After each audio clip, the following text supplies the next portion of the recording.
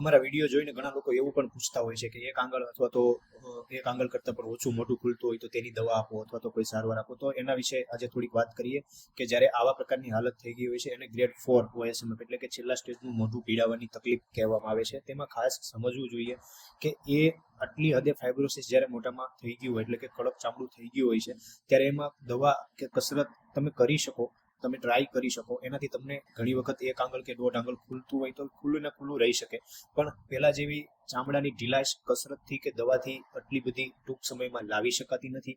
હા, તમને બળતરા થતી હોય, ચાલા પડતા હોય, આળું રહેતું હોય, મોઢું તીખું તળેલું ના ખવાતું હોય તો એના માટે તમે દવા લઈને એને ક્યોર કરી શકો છો. દવાથી ઘણું બધું એમાં રાહત મળે છે, પણ સાથે દવાની સાથે સાથે એમાં મોઢું ખુલી જાય એવું શક્ય નથી. એની પાછળનું મેઇન કારણ છે કે ફાઇબ્રોસિસની જે મોઢામાં બનાવટ છે, જે રીતે ફાઇબ્રોસિસ મોઢામાં ડેવલપ થાય છે તે સમજવું ખૂબ જરૂરી છે.